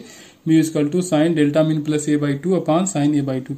sin A/2 कैंसिल आउट हो जाएगा। यहाँ क्या बचेगा, cos A/2 = sin delta m plus A/2। अब cos A/2 को हम लिख सकते हैं sin 90 - A/2, ठीक है। sin 90 - A/2 cos A/2 के बराबर हो जाएगा। अब दूसरी तरफ भी साइन है, sin डेल्टा मिन प्लस A/2। देखिए साइन दोनों तरफ है, इधर जाएगा साइन इनवर्स की वैल्यू 1 हो जाएगी, ठीक है। तो साइन टर्म यहाँ पे खत्म हो जाएगा, एंगल आपस में बराबर हो जाएंगे। तो इस तरफ बचेगा 90 - A/2 और दूसरी तरफ बचेगा डेल्टा मिन प्लस A/2, ठीक है। अब A/2 है तो 2 इस तरफ मल्टीप्लाई होगा, तो ये हो जाएगा 90 × 2 तो 180 माइनस A/2 में 2 मल्टीप्लाई होगा तो A हो जाएगा, ये हो जाएगा यहाँ पे डेल्टा मिन प्लस A को इस तरफ लाओ, डेल्टा मिन आपका आ जाएगा 180 माइनस A पहले से था, एक और जाएगा माइनस, तो -2A, ठीक है। तो डेल्टा मिन की वैल्यू आएगी 180 - 2A। क्वेश्चन नंबर 18 दिया गया है। इसमें एक मेटल सरफेस है जिसपे 400 नैनोमीटर की लाइट डाली जा रही है और जो इजेक्टेड फोटो इलेक्ट्रॉन है उसकी काइनेटिक एनर्जी दी गई है 1.68 इलेक्ट्रॉन वोल्ट। आपसे वर्क फंक्शन पूछा गया है, ठीक है। तो काइनेटिक एनर्जी = होता है E - phi not. phi not क्या होता है, वर्क फंक्शन होता है। काइनेटिक एनर्जी आपको यहाँ पे दिया गया 1.68 इलेक्ट्रॉन वोल्ट। आपको एनर्जी नहीं दी गई है, वेवलेंथ दिया गया। तो वेवलेंथ से एनर्जी निकालने के लिए आपको करना पड़ता है 12,400, ठीक है, 12,400 अपॉन वेवलेंथ इन एंगस्ट्रॉम। एंगस्ट्रॉम नहीं, आपको नैनोमीटर में दिया 400, तो 4000 हो जाएगा एंगस्ट्रॉम में -5 नॉट। किसको कैंसिल करो, 0 0 0 0 हटेगा, पॉइंट यहाँ पे लगेगा, इसको कैंसिल करोगे 4 3 जा 12, 4 1 2 4, तो 3.1 आ गया। अब 5 नॉट निकालना है, 5 नॉट यहाँ पे माइनस में इस तरफ लाओ, प्लस में हो जाएगा। दूसरी तरफ क्या बचा, 3.1 और ये काइनेटिक एनर्जी इस तरफ माइनस हो जाएगी 1.68 इलेक्ट्रॉन वोल्ट। ठीक है, बस इसको जब आप माइनस करोगे आ जाएगा 1.41 इलेक्ट्रॉन वोल्ट। तो आपका जो भी वर्क फंक्शन निकल के आएगा 1.41 इलेक्ट्रॉन वोल्ट आएगा। क्वेश्चन नंबर 19 यहाँ पे दिया गया है, the principle of conservation of energy implies that. इसमें पूछा गया आपसे कि जो प्रिंसिपल है कंजर्वेशन ऑफ एनर्जी को क्या इम्प्लाइज करता है। तो ऑप्शन ए दिया गया total mechanical energy is conserve, option B दिया total kinetic energy is conserve, option C है यहाँ पे the total potential energy is conserve, और ऑप्शन डी यहाँ पे दिया गया the sum of all type of energies are conserve. तो देखिए ये ऑप्शन सही है, क्योंकि देखिए एनर्जी का जो कॉन्सेप्ट है, तो energy neither be created not be destroyed. Energy को ना आप उत्पन्न कर सकते हो ना ही इसको आप मिटा सकते हो, बस उसका फॉर्म चेंज हो सकता है, एक फॉर्म से दूसरे फॉर्म में चेंज हो सकता है। तो कंजर्वेशन ऑफ एनर्जी का जो भी प्रिंसिपल है तो वो यही इंप्लाइज करेगा कि जितनी भी टाइप की एनर्जी है तो वो कंजर्व रहेंगे। ठीक है, total sum of all type of energies are conserve. तो ऑप्शन डी यहाँ पे करेक्ट हो जाएगा। क्वेश्चन नंबर 20 दिया गया है, यहाँ पे एक मास है 3 kg का, रेस्ट में पड़ा था। ठीक है, सडनली एक्सप्लोड करता है 3 पार्ट में, तीनों पार्ट के मास सेम है। मोमेंटम यहाँ पे 2 पार्ट के दिया गया है आपका, एक का मोमेंटम 4i के बराबर है, दूसरे का मोमेंटम 2g के बराबर है। और यहाँ से आपसे पूछा गया कितनी एनर्जी रिलीज होगी। ठीक है, तो अब देखिए जब मोमेंटम कंजर्व रहेगा तो इनिशियल मोमेंटम क्या रहा होगा, इनिशियल मोमेंटम 0 रहा होगा, क्योंकि वो मास रेस्ट में था। उसके बाद जब एक्सप्लोजन होगा तब फिर जितना भी मोमेंटम आएगा तो इनिशियल मोमेंटम बराबर जितना बाद में मोमेंटम आएगा उसके। तो इनिशियल 0 रहा होगा क्योंकि रेस्ट में था 3m का मास, फिर बाद में क्या होगा P1 plus P2 plus P3। ठीक है, वेक्टर फॉर्म में जुड़ेगा मोमेंटम आपका। P1 आपको दिया है 4i, P2 दिया है 2j और P3 आपको नहीं दिया, तो P3 क्या होता है m इंटू वी होता है। m आपका 1 दिया है। ठीक है, और v कितना है, v निकाल लेंगे। ठीक है, v निकालेंगे उससे हमको काइनेटिक एनर्जी पता चलेगा बाद में। ठीक है, इस तरह ये क्या हो जाएगा 0। तो अगर v इक्वल टू निकालने जाओगे v3, जो तीसरे पार्ट का जो वेलोसिटी होगी वो क्या हो जाएगा 4i प्लस 2j और माइनस में, क्योंकि इस तरफ है तो ये प्लस में है, दूसरी तरफ लाओगे तो माइनस में, तो माइनस 4i प्लस 2j हो जाएगा, ये हो जाएगा v3। ठीक है, अब क्या निकालना, आप काइनेटिक एनर्जी निकालना। मास आपको तीनों को पता है। ठीक है, तीनों का मास पता है, तीनों की वेलोसिटी भी पता चल गई। ठीक है, वेलोसिटी क्या होगी, देखिए अब ये मोमेंटम दिया था 4i, तो mv1 इक्वल टू 4i जब करोगे तो m की वैल्यू 1 kg पहले दिया है, क्योंकि 3 kg का मास था और 3 पार्ट में डिवाइड हो तो 1 kg मास आएगा, तो वेलोसिटी क्या होगी, यही 4 के बराबर तो आएगी। दूसरे पार्ट की वेलोसिटी 2 के बराबर आ जाएगी। अब काइनेटिक एनर्जी आप देख लो, तो पहले का हाफ m की वैल्यू 1 और v स्क्वायर की वैल्यू 4 रखोगे हो जाएगा 16 प्लस। ठीक है, दूसरे का हाफ मास 1 और वेलोसिटी 2 हो जाएगा, तो 2 का स्क्वायर करोगे हो जाएगा 4, और फिर तीसरे का है प्लस हाफ m की वैल्यू 1 kg और v स्क्वायर, इसका स्क्वायर करोगे तो 4 का स्क्वायर 16 प्लस 2 का स्क्वायर 4, तो 16 इंटू 4, तो रूट के अंदर आ जाएगा ये 20। ठीक, अब यहाँ पे जो कैंसिल हो रहा है उसको कैंसिल करो, 2 को 16 को काटोगे तो आ जाएगा 8, 2 से 4 को काटोगे तो आ जाएगा 2, और यहाँ से 20 है, रूट 20 है यहाँ पे, तो इसका स्क्वायर करोगे ना, हाफ एम वी स्क्वायर, तो वी आया रूट 20, तो इसका स्क्वायर करोगे तो 20 बचेगा, 20 को 2 से डिवाइड करोगे तो आएगा 10, 10 प्लस 2 12 और प्लस 8 ये हो जाएगा 20 जूल। ठीक है, तो काइनेटिक एनर्जी कितना आ जाएगा 20 जूल। क्वेश्चन नंबर 21, यहाँ पे 2 चार्ज रखे गए हैं 4q का और q का। ठीक है, इनके बीच का सेपरेशन है 30 सेंटीमीटर। तो इसमें पूछा गया आपसे कि कौन सा पॉइंट है जहां पे इलेक्ट्रिक फील्ड 0 होगा। ठीक है, तो इनके बीच में कोई पॉइंट होगा जहां पे इलेक्ट्रिक फील्ड 0 होगा, क्योंकि ये पॉजिटिव चार्ज, इसकी वजह से इलेक्ट्रिक फील्ड इस तरफ होगा, इस पॉजिटिव चार्ज की वजह से इलेक्ट्रिक फील्ड इस तरफ होगा, और जिस पॉइंट पे दोनों का वैल्यू इक्वल आ जाएगा, मैग्नीट्यूड इक्वल होगा, वहीं पे 0 हो जाएगा, रिजल्टेंट इलेक्ट्रिक फील्ड जो भी आएगा। ठीक है, तो एक तो इसका डायरेक्ट फार्मूला होता है। ठीक है, डायरेक्ट फार्मूला होता है, अगर हमको यहाँ से निकालना है, यहाँ से तो x1 करेंगे, और यहाँ ऊपर जो भी ये टोटल डिस्टेंस r होता है अपान q2 अपान q1 प्लस 1। तो एक तो तरीका ये है, जो जहां से डिस्टेंस निकाले उसका चार्ज नीचे रखोगे। ठीक है, तो इससे अगर निकालोगे तो r की वैल्यू है 30 सेंटीमीटर। ठीक है, 30 सेंटीमीटर आपको दिया गया था, q2 है 1 वहां पे, और यहाँ पे 4q, 1 क्या q रख दो, q1 क्या है q है, ये है q, और ये q1 की वैल्यू है 4q के बराबर और प्लस 1, q कैंसिल आउट हो जाएगा, 1/4 रूट में 1/2 हो जाएगा, 1/2 प्लस 1 तो आधा, और ये कितना हो जाएगा 1.5। ठीक है, तो यहाँ से जब आप निकालोगे तो आ जाएगा, तो यहाँ से आप निकालोगे तो आएगा 20 सेंटीमीटर। ठीक है, 20 सेंटीमीटर यहाँ से आ जाएगा 4q से। ठीक है, अब ऑप्शन चेक करिए, तो पहला ऑप्शन है 10 सेंटीमीटर अवे फ्रॉम q, तो सही है, क्योंकि 4q से कितना है 20 सेंटीमीटर, तो यहाँ से अगर 20 सेंटीमीटर है तो q से कितना होगा 10 सेंटीमीटर, क्योंकि टोटल ये कितना है 30 सेंटीमीटर, तो q4 से अगर 20 सेंटीमीटर निकल के आ रहा है तो q से कितना 10 सेंटीमीटर, तो ऑप्शन पहला सही हो जाएगा। नेक्स्ट क्वेश्चन नंबर 22, यहाँ पे 2 आइडेंटिकल पॉजिटिव चार्ज दिए गए हैं जिनको रखा गया y एक्सिस पे, y equal to -a and y equal to +a पे। ठीक है। तो आपसे पूछा गया वेरिएशन ऑफ पोटेंशियल, ठीक है, पोटेंशियल का ग्राफ दिया गया, एक्स एक्सिस पे जो भी वेरिएशन होगा पोटेंशियल में उसका ग्राफ दिया गया, पूछा कौन सा ग्राफ यहाँ पे सही होगा। तो देखिए अगर सेंटर पे बात की जाए तो इसकी वजह से जो पोटेंशियल होगा, यहाँ से जो पोटेंशियल होगा तो हो जाएगा इसकी वजह से, एक की वजह से क्या होगा के क्यू अपान आर, आर यहाँ पे अब डिस्टेंस कितनी होगी, ए के बराबर होगी, ठीक है, वाई कोऑर्डिनेट कितना है इसका ए है, और यहाँ से भी ए डिस्टेंस पे होगा, भले माइनस है क्योंकि निगेटिव में हम आ रहे हैं लेकिन डिस्टेंस तो वाई ही होगी ना, तो वाई कितना है यहाँ पे माइनस है, तो ये हो जाएगा के क्यू अपान आर, एक की वजह से, इसकी वजह से, तो ये वेक्टर तो होता है नहीं स्केलर होता है, तो सीधे हो जाएगा 2 के क्यू अपान आर। ये तो हो गया सेंटर पे। अब सेंटर इसका इसी एक्सिस पे है तो इसलिए यहाँ पे मैक्सिमम है। अब इस तरफ अगर जाओगे तो पोटेंशियल घटेगा, ठीक है। अगर यहाँ आप आ रहे हो, पॉइंट ये है यहाँ पे, तो सीधे इस पॉइंट को यहाँ मिलाओ, इसको यहाँ मिलाओ, ठीक है। तो यहाँ पे पोटेंशियल जो होगा हो जाएगा के क्यू अपान आर। अब आर कितना होगा, ये वाला पोर्शन आपका ये है, ये वाला पोर्शन एक्स है, तो ये क्या हो जाएगा ए स्क्वायर प्लस एक्स स्क्वायर। तो यहाँ पे क्या रखोगे, ए स्क्वायर प्लस एक्स स्क्वायर। तो एक चार्ज की वजह से ये होगा तो दूसरे चार्ज की वजह से भी इतना ही होगा, तो सीधे हो जाएगा 2 के क्यू अपान ए स्क्वायर प्लस एक्स स्क्वायर। तो अब देखिए अगर इसका ग्राफ हम लोग बनाएंगे तो अब सेंटर पे क्या है, मैक्सिमम है, सेंटर पे यहाँ पे क्या है मैक्सिमम, जब x इक्वल टू 0 है, x इक्वल टू जब 0 रखोगे तो कहाँ मैक्सिमम है, तो यहाँ से ग्राफ शुरू होगा, ठीक है। अब क्या करोगे, x जैसे से बढ़ाना शुरू करोगे, x बढ़ाओगे तो x डिनोमिनेटर में है तो ये वैल्यू कम होगी, ठीक है। तो ये x की वैल्यू जब बढ़ाओगे तब वैल्यू कम होती जाएगी, तो ग्राफ ऐसे आएगा, फिर दूसरी तरफ भी ऐसे ही जाएगा, ठीक है। अगर निगेटिव में जा रहे हो तब भी वैल्यू घटेगी, ठीक है। तो पोटेंशियल दोनों तरफ, अगर इधर जाओगे तब भी घटेगा, इधर जाओगे तब भी घटेगा, क्योंकि x की वैल्यू बढ़ेगी, ठीक है। चाहे इधर जाओगे तो भी x बढ़ता जाएगा और इधर जाओगे तब भी x बढ़ता ही जाएगा, ठीक है। और अगर x equal to infinite distance पे आप पहुंच जा रहे हो तो v क्या हो जाएगा, इनफाइनाइट हो जाएगा। तो ये इनफाइनाइट पे v इनफाइनाइट हो जाएगा 0, ठीक है। जब x इक्वल टू इनफाइनाइट बहुत दूर चले जाओगे तो v इसको टच कर जाएगा, बहुत दूर पता नहीं कहां जाकर टच करेगा इनफाइनाइट डिस्टेंस पे, तो वहां v की वैल्यू हो जाएगी 0 जब x रखोगे इनफाइनाइट, ठीक है।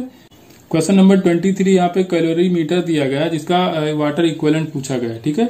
70.2 ग्राम वाटर दिया गया है इसमें कैलोरी मीटर में 15.3 डिग्री सेल्सियस पे, और 143.7 gram of water 36.5 degree Celsius पे है, उसको मिक्स किया जा रहा है इसी कैलोरी मीटर में। तो उसका कॉमन टेम्परेचर जो आता है इस मिक्सर का वो आता है 28.7 डिग्री सेल्सियस। तो आपसे वाटर इक्विवेलेंट बताना है कैलोरी मीटर का, ठीक है। वाटर इक्विवेलेंट मास के बराबर ही होता है, ठीक है, मास के टर्म में लिया जाता है वाटर इक्विवेलेंट जो भी होगा। तो उसका जो वाटर दिया गया है उस कैलोरी मीटर में, उस वाटर का मास जो होगा उसी में जो मास कैलोरी मीटर का होता है उसको ऐड कर दिया जाएगा, तो जो वो निकल के आएगा वही होगा आपका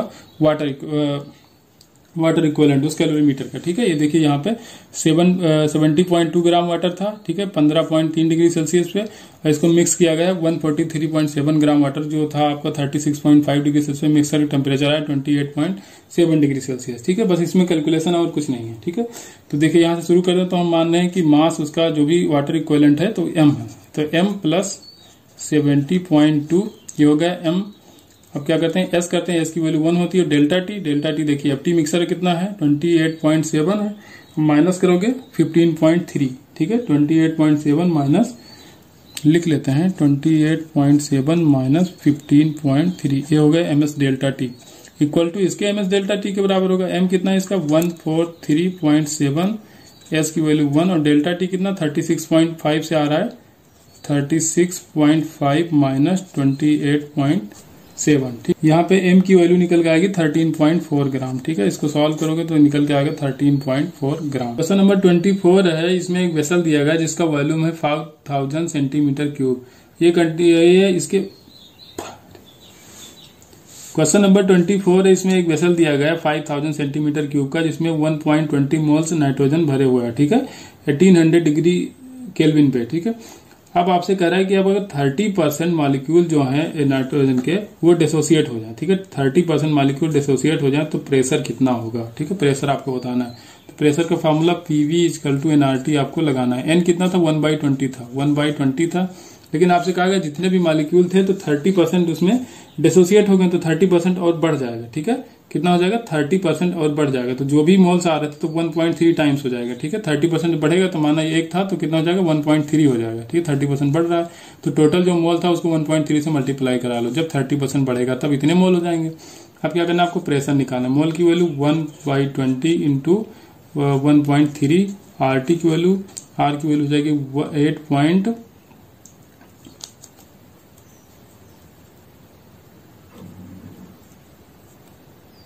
आर की वैल्यू हो जाएगी 8.314, ठीक है 8.314 हो जाएगा, और टी की वैल्यू 1800 केल्विन आपको दिया गया है, ठीक है। अब यहाँ पे क्या बचा है, हाँ वॉल्यूम बच रहा है, ठीक है। तो वॉल्यूम इसके नीचे आ जाएगा, तो वॉल्यूम कितना लिखोगे, 5000 सेंटीमीटर क्यूब दिया है, 5000 10⁻⁻6 कर दोगे तो मीटर क्यूब में आ जाएगा। यहाँ से प्रेशर जब कैलकुलेट करोगे तो आपका आंसर निकल के आ जाएगा 1.94 इंटू 10⁵, ठीक है, इतना आएगा निकल के आपका, ठीक है, इतना प्रेशर आएगा 1.94 इंटू 10⁵ पास्कल। नेक्स्ट है आपका क्वेश्चन नंबर 25 है, a wave represented by wave का इक्वेशन दिया गया y equal to a sin square kx minus omega T plus five, the amplitude and wavelength of the wave is, ठीक है, amplitude और wavelength आपसे पूछा गया। तो पहले इसको सिंपल फॉर्म में लिखते हैं, तो y इक्वल टू a को ऐसे ही रहने दो, आपको साइन स्क्वायर थीटा को क्या लिख सकते हैं हम, साइन स्क्वायर थीटा को लिख सकते हैं 1/2 माइनस ऑफ 1/2 cos 2 थीटा, ठीक है।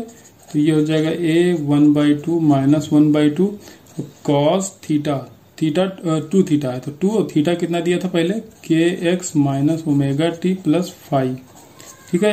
2 को इनसाइड मल्टीप्लाई कर दो, a को भी इनसाइड मल्टीप्लाई, तो a/2 minus a/2 cos 2 theta को करोगे तो ये हो जाएगा 2kx minus 2 omega T plus 2 five. Amplitude आपका कितना आ गया, ये आ गया a/2, ठीक है, एम्पलीट्यूड आ गया a/2।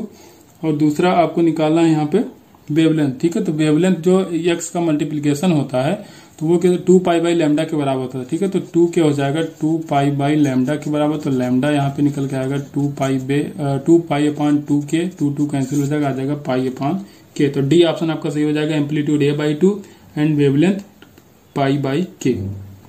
क्वेश्चन नंबर 26 है, यहाँ पे एक मिक्सर दिया गया है गैस का, उसमें average number of degree of freedom per molecule दिया गया है 6, ठीक है, root mean square speed and the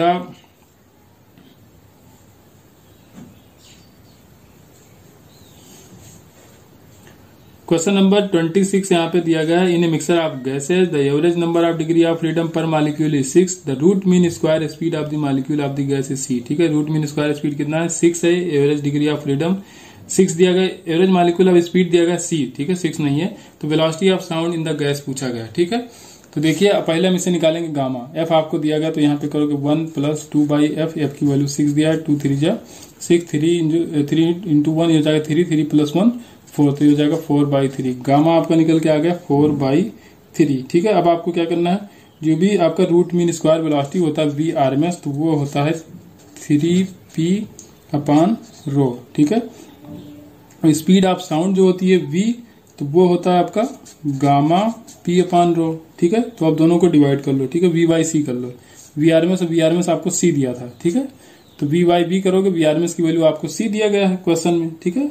question में जो भी VRMS आपको दिया गया वो दिया गया है c, तो इसमें जो कैंसिल हो उसको कैंसिल कर दो, ठीक है। तो देखिए आपका ये रो कैंसिल हो जाएगा रो से, और p कैंसिल हो जाएगा p से, तो आपका जो VRMS और VRMS की वैल्यू यहाँ पे दी गई है c, तो VRMS हो जाएगा आपका c अपॉन v आपसे पूछा गया है, और ऊपर आपका क्या बचेगा 3 बचेगा, रूट ऑफ 3, और नीचे बचेगा गामा। तो ये आपका v निकालना है, तो v एक तरफ रखो, बाकी सारी चीजें एक तरफ ले, तो c रूट ऑफ r की वैल्यू रखना है, इसके बाद 3 रखना है, ठीक है। r गामा है ये, ठीक है, गामा की वैल्यू 4/3, तो गामा की वैल्यू रखोगे 4/3 अपॉन 3, तो ये आ जाएगा आपका 3 का 9 हो जाएगा, तो और 4 का स्क्वायर रूट निकालोगे तो 2, तो 2/3c, तो v की वैल्यू जो निकल के आएगी वो आ जाएगा 2/3c।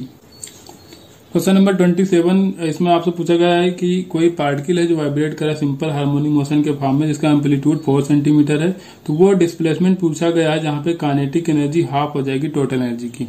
तो मैंने तो याद किया था, इसको मैं कहूंगा इसको याद कर लो, a/√2, ठीक है, प्लस माइनस a√2, ये x equal to a/ plus minus √2 रखोगे, तो इतनी डिस्टेंस पे जो भी आपका यहाँ पे काइनेटिक एनर्जी होती है वो टोटल एनर्जी का हाफ होता है, ठीक है। ये ऐसे ओरली आप याद कर लो। तो अगर वैल्यू निकालना चाहो तो x इक्वल टू a की वैल्यू आपको दिया है 4 सेंटीमीटर बाई √2, ठीक है। तो यहाँ पे 2 इंटू 2 करोगे तो √2 से √2 कैंसिल हो, तो 2√2 सेंटीमीटर आ जाएगा, ठीक है। तो x इक्वल टू 2√2 सेंटीमीटर पे जो भी काइनेटिक एनर्जी होगी वो टोटल एनर्जी के हाफ के बराबर होगी। अब देखिए टोटल एनर्जी होता है हाफ m⍵²a², तो इसको करो हाफ दी जो काइनेटिक एनर्जी होती है वो half of the total energy के बराबर, तो काइनेटिक एनर्जी हो गया, काइनेटिक एनर्जी का formula half omega square root of A square minus Y square, इसको रखोगे, ठीक है। तब यहाँ इसके बराबर करोगे half of the total energy के बराबर, तो यहाँ से निकालोगे तब भी एक्स की वैल्यू यही निकल गया है, लेकिन आप डायरेक्टली याद ही ना रखो, ठीक है। जैसे ये मीन पोजीशन यहाँ से चलोगे तो X equal to A by root 2 distance पे पहुंचेगी, वहीं पे काइनेटिक एनर्जी टोटल एनर्जी का हाफ हो जाएगा। क्वेश्चन नंबर 28 है, यहाँ पे वेट दिया गया किसी पर्सन का 800 न्यूटन है, ये रन कर रहा है 4 मीटर वर्टिकल लेडर पे, ठीक है, 2 सेकंड में। तो आपको बताना है इसका पावर कितना चाहिए इसको, ठीक है। तो पावर क्या होता है, work done upon total time, ठीक है। तो वर्क डन कितना हो जाए, mgs होता है, तो mg की वैल्यू तो दिया है 800 न्यूटन पहले ही। h कितना है, वर्टिकल हाइट कितना है 4 मीटर है, अपॉन 2 करो, 2 को 4 से कैंसिल करो, 2 आ जाएगा, 8 इंटू 2 करोगे तो 1600 आएगा, ठीक है। तो जो भी पावर आएगा यहाँ पे 1.6 किलोवाट आएगा, ठीक है। नेक्स्ट क्वेश्चन नंबर 29 देखेंगे, क्लोजेस्ट अप्रोच का ये क्वेश्चन है, ठीक है। इस तरह का क्वेश्चन कई बार पूछा गया है। एक चार्ज पार्टिकल है स्मॉल क्यू, ठीक है, इसको सॉर्ट किया जाता है v वेलोसिटी से पार्टिकल जो कैपिटल चार्ज है q उसकी तरफ, ठीक है, v वेलोसिटी से इसको फेंका गया, तो जो भी क्लोजेस्ट अप्रोच है इसका r के बराबर है। तो कह रहा है अगर वेलोसिटी 2 भी कर दिया जाए तो क्लोजेस्ट अप्रोच कितना होगा। तो इसमें भी एनर्जी बैलेंस करना है, जो इसके पास क्या होगा, काइनेटिक एनर्जी होगी हाफ mv², ठीक है। तो ये कितना होगा q अपॉन r, ठीक है। ये पोटेंशियल एनर्जी में चेंज हो जाएगा, जो भी काइनेटिक एनर्जी होगी तो इनके बीच जो पोटेंशियल एनर्जी इतना होगा तो यहीं पे रुक जाएगा, ठीक है। अब बाद में क्या कहा गया कि वेलोसिटी का डबल कर दिया, तो यहाँ पे 2v कर दो इक्वल टू k, चार्ज तो वही रहेगा, चार्ज में कोई चेंज होगा नहीं। तो ये डिस्टेंस जो होगी क्लोजेस्ट अप्रोच की ये कितनी हो जाएगी, r की वैल्यू आपसे पूछा गया है। जो कैंसिल हो रहा है कैंसिल को, हाफ m कैंसिल, k से k कैंसिल, q से q कैंसिल, ठीक है। r डैश ऊपर चला जाएगा, यहाँ क्या हो जाएगा v² upon 4v² equal to r dash ऊपर जाएगा, r नीचे बचेगा, ठीक है। तो v² कैंसिल आउट हो जाएगा, r डैश की वैल्यू आ जाएगी, ये r ऊपर चला जाएगा तो r/4। तो बाद में क्या होगा, r/4 डिस्टेंस से जाने के बाद ही रुक जाएगा अगर वेलोसिटी 2v कर रहे हो, ठीक है। नेक्स्ट क्वेश्चन नंबर 30 है, यहाँ पे एल शेप्ड रॉड है जिसका मास m है, ये फ्रीली रोटेट कर सकता है वर्टिकल प्लेन में about axis a and a' as shown in the figure. यहाँ पे एक एक्सिस है, यहाँ से फ्रीली रोटेट करेगा वर्टिकल डायरेक्शन में। तो मैक्सिमम एंगुलर एक्सेलरेशन बताना है आपको रॉड का, ठीक है। तो मैक्सिमम एंगुलर एक्सेलरेशन किया जाए तो टॉ इक्वल टू आई अल्फा कर सकते हैं हम, ठीक है। टॉ इक्वल टू होता है जो तो आई अल्फा के बराबर, ये टॉ होगा आई अल्फा। तो आई मोमेंट ऑफ इनर्शिया पहले निकाला जाए इस पॉइंट के अबाउट इस पूरे सिस्टम का, ठीक है। और फिर क्या करेंगे हम टार्क निकाल लेंगे, इस जो सेंटर ऑफ मास होगा वहां से टार्क निकालेंगे, क्योंकि जो mg होगा वही टार्क लगाएगा, ठीक है। mg क्या लगाएगा, ये टार्क लगाएगा। तो उसके लिए टॉर्क के लिए हमको ये डिस्टेंस चाहिए होगी, ठीक है। पहले हम निकालते हैं इसका मोमेंट ऑफ इनर्शिया। तो मोमेंट ऑफ इनर्शिया अगर निकालोगे तो किसी रॉड का एंड के थ्रू क्या होता है, पहले इस रॉड का निकालो, तो ये होता है 1/12 ml², ठीक है, 1/12 ml²। अब m कितना रखोगे, ये पूरा था m के बराबर, तो यहाँ पे 2 रॉड में दोनों के पास मास कितना हो जाएगा, m/2 हो जाएगा, तो m/2 होगा हाफ, ये 1/12 m। अब r² कितना होता है, जो लेंथ है इसकी, l लेंथ है इसकी, तो l² हो जाएगा, तो 1/12 ml² ये हो गया इस रॉड का। अब इस रॉड का आपको देखना है, तो उस रॉड का देखिए, अब इसके जो भी सेंटर से होगा तो कितना होता है 1/3। देखिए यहाँ एक माइनर मिस्टेक हुई, यहाँ पे जब एंड से लिया जाता है तो 1/3 होता है, ठीक है, 1/3 ml² होता है। जब सेंटर ऑफ मास से लिया जाता है किसी रॉड का तब होता है 1/12 mr², तो ये हो जाएगा 1/12 m/2 और r², ठीक है। वही लेंथ जिसको इसकी है कितना हो जाएगी l²। और प्लस अब क्या लगेगा, क्योंकि यहाँ पे तो है ना इसी एक्सिस ऑफ रोटेशन पे, इसी एक्सिस ऑफ रोटेशन का पैरेलल डिस्टेंस लिया जाए, तो वहां से लगाओगे mr², पैरेलल एक्सिस थ्योरम से mr²। तो m कितना है, 1m/2 है और r²। अब ये डिस्टेंस हमको रखनी है ये वाली, ठीक है। तो ये हो जाएगी l/2 और ये पूरा हो जाएगा l, तो टोटल कितना आएगा √ml²/4। तो इसका जब स्क्वायर करोगे तो हो जाएगा 5 ml²/4। तो यहाँ से जब आप i कैलकुलेट करोगे तो आएगा 5 ml²/6, ठीक है। ये पूरा जब एलसीएम लेके जब निकालोगे तो आ जाएगा 5 ml²/6। ये तो आ गया आपका i। अब क्या करना है, टॉ इक्वल टू आई अल्फा करना है। अब टॉ कैसे निकालोगे, तो टॉ के लिए हमको चाहिए टॉर्क भाई, तो टॉर्क के लिए ये डिस्टेंस हमको चाहिए। तो ये डिस्टेंस जब कैलकुलेट करोगे तो ये कितना है, यहाँ पे l/2 है, ठीक है। ये पूरा कितना है l/2 है, ये वाली लेंथ हमको चाहिए, ठीक है, ये चाहिए। या इससे निकालोगे तो ये कितना हो जाएगा √5 l²/4, ये पूरा आपको पता है, ठीक है। ये आपको निकालना है और यहाँ से पता चल जाएगा आपको ये कितना हो जाएगा, ये जो इतना टोटल ये होगा उसका आधा ही हो जाएगा। तो इससे भी आप निकाल सकते हो, जब इसको कैलकुलेट करोगे तो आएगा √10l/4, ठीक है, √10l/4। तो mg ये बेट नीचे की तरफ लगेगा, कितनी डिस्टेंस पे लगेगा, √10l/4। तो क्या होता है टॉ इक्वल टू आई अल्फा, ठीक है। तो टॉ की वैल्यू कितनी आ गई, mg इंटू √10l/4। अब आई अल्फा, अब अल्फा इजकल टू क्या होगा, आई अपॉन टॉ की वैल्यू कर दो, ठीक है। अल्फा यहां से निकालोगे तो आई अपॉन टॉ करोगे तो अल्फा इजकल टू यहाँ पे निकल के आएगा 3g अपॉन रूट ऑफ 10 के बराबर आएगा, ठीक है। 3g upon root of 10। ये थोड़ा कॉम्प्लिकेटेड क्वेश्चन है, कॉम्प्लिकेटेड नहीं बस इसको टाइम टेकिंग बोल सकते हैं, ठीक है। लेंदी प्रोसेस है। देखिए एग्जाम में छोड़ने वाला क्वेश्चन था, इसको आप छोड़ोगे या तो ये क्वेश्चन करके आओगे तो ये रैंक डिसाइड करेगा, ठीक है। क्योंकि अब ये डिस्टेंस निकालोगे, फिर इसको निकालना पड़ेगा, फिर टॉर्क निकालोगे, इसका मोमेंट ऑफ इनर्शिया ही अपने आप में कॉम्प्लिकेटेड है, तो ये टफ क्वेश्चन माना जाता है, ठीक है। मूव करते हैं नेक्स्ट क्वेश्चन पे। क्वेश्चन नंबर 31 है। यहाँ पे कोई न्यूक्लियस है जिसका मास m है, ये एक्सरे फोटॉन इमिट कर रहा है फ्रीक्वेंसी n की, तो एनर्जी लॉस आपसे पूछा गया। तो एनर्जी लॉस जो भी हो, तो जो इस न्यूक्लियर में जो भी वो न्यूक्लियस होगा उसका जो काइनेटिक एनर्जी गेन होगा और जो फोटॉन का जो एनर्जी होगा वही मिला के एनर्जी लॉस के बराबर हो जाएगा, ठीक है। तो kinetic energy of nucleus plus energy of photon, kinetic energy of nucleus आप लिख लो p²/2m, ठीक है, प्लस जो न्यूट्रॉन प्रोटॉन की जो एनर्जी होती है hν के बराबर होती है, h/λ भी होता है, लेकिन आपको फ्रीक्वेंसी दिया गया तो hν रखोगे यहाँ पे, ठीक है। ये टोटल लॉस के बराबर हो जाएगा। अब फोटॉन के लिए जो भी मोमेंटम होता है तो E इजकल टू PC से हम निकालते हैं, तो P यहाँ पे मोमेंटम है, C स्पीड ऑफ लाइट है, E है एनर्जी, तो यहाँ पे रखोगे E/c, ठीक है। E/c रखोगे P की जगह पे, तो P की जगह रखना है हमको E/c का square upon 2m plus hν, ठीक है, ये h है। अब E की जगह क्या रखोगे, वही रखो। अगर लैम्डा के फॉर्म में चाहिए तो sc/λ रखोगे, ठीक है, sc/λ रखोगे जब यहाँ पे, लेकिन हमको क्या दिया गया है, फ्रीक्वेंसी दी गई, तो आप रखोगे hν, तो E की जगह hν रख दो, यहाँ पे hν कर दोगे, hν/c का square upon 2m plus hν है यहाँ पे, ठीक है। तो अब दोनों में hν आ गया, ठीक है, यहाँ भी hν हो, यहाँ भी hν हो, तो hν आप कॉमन ले लो, तो hν जब कॉमन ले लोगे तो यहाँ क्या बचेगा 1 प्लस, यहाँ भी hν निकल गया लेकिन यहाँ पे स्क्वायर था, ठीक है, तो एक hν बचा रह जाएगा, तो यहाँ पे क्या बचेगा hν बचा रह जाएगा और नीचे c स्क्वायर रहेगा, ठीक है। और ये 2m भी इसी के नीचे, तो यही रह जाएगा 2m, बस इसमें कैलकुलेशन था, इसके अलावा कुछ नहीं था। तो ये वैल्यू निकल के आएगी hν फिर ब्रैकेट में 1 plus hν upon 2mc square.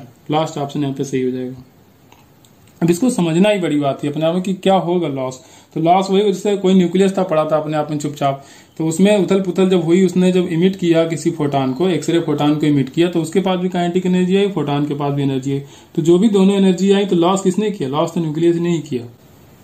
Question number 32 यहाँ पे, a body of mass m collide elastically with the another body at rest and then continue to move in the horizontal direction with 1/2 of the original velocity, ठीक है, original speed है।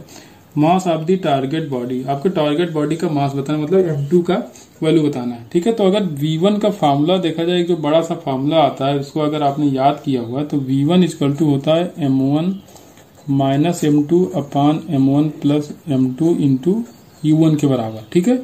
ये होता है v1 plus भी होता है 2m2 m1 plus m2 into u2, लेकिन दूसरा वाला पार्ट के लिए कहा गया था कि रेस्ट में, इनिशियली रेस्ट में, तो u2 हो जाएगा 0, इनिशियल स्पीड जो हो जाएगी 0 हो जाएगी, तो ये पूरा टर्म 0 हो जाएगा। v1 को कहा गया कि v/2 वेलोसिटी से चलता है, तो v1 की वैल्यू रख दो v/2, ठीक है। u1 v दिया था तो m1 minus m2 upon m1 plus m2, और इसको दिया था कि v वेलोसिटी है, बाद में कितना हो गया था, v/2 हो गया था, तो v/2 ये v कैंसिल आउट हो जाएगा। m1 की वैल्यू m दिया था, ठीक है, plus m2 equal to 2m1 की वैल्यू m है, माइनस 2m2 इधर लाओगे, m2 पहले था, हो जाएगा 3m2 इक्वल टू m इधर है, यहाँ 2m है तो बचेगा, ये इधर जाएगा तो माइनस हो जाएगा, तो m बचेगा, तो m2 की वैल्यू जो भी आएगी तो आ जाएगी m/3। तो ये फार्मूले दोनों इंपॉर्टेंट है, बहुत जगह यूज होते हैं, तो अगर नहीं याद है तो आप इसको याद कर लो।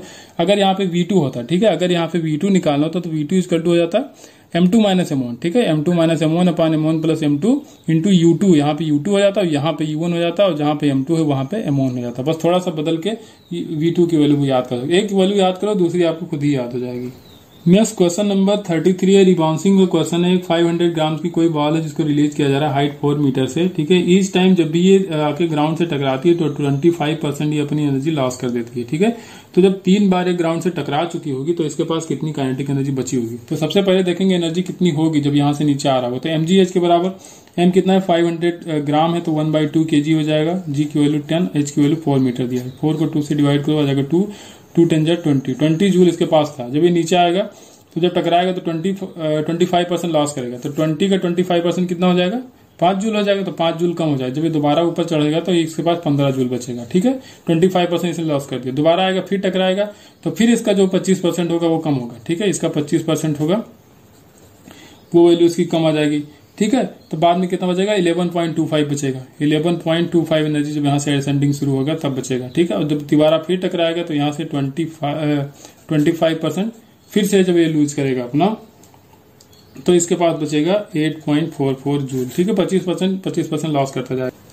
क्वेश्चन नंबर 34 में कुछ नहीं, आपको टाइम पीरियड दिया गया है। टी इक्वल टू क्या होता है I/m into V H, horizontal जो मैग्नेटिक फील्ड होता है वो होता है टी इक्वल टू I/m/v/h, ठीक है। अब यहाँ पे कहा गया कि कोई वुड है, ठीक है, कोई वुडन ब्लॉक है जो उसके ऊपर रख दिया गया, कोई बार मैग्नेट था, ठीक है, उसके ऊपर एक ब्लॉक रख दिया गया सेम मास का, सेम मोमेंट ऑफ इनर्शिया का। तो इसके टाइम पीरियड पे क्या फर्क पड़ेगा? तो भाई मोमेंट ऑफ इनर्शिया बढ़ जाएगा, 2i हो जाएगा। तो जब 2i हो जाएगा तो जो भी टी आपका निकल के आएगा टी डैश, तो वो √2 टाइम्स बढ़ जाएगा। बस जब मोमेंट ऑफ इनर्शिया डबल करोगे तो क्या होगा, टाइम टेम्परेचर जो टाइम पीरियड होगा, सॉरी टेम्परेचर नहीं है, टाइम पीरियड इक्वल टू कितना हो जाएगा √2 टाइम्स बढ़ जाएगा।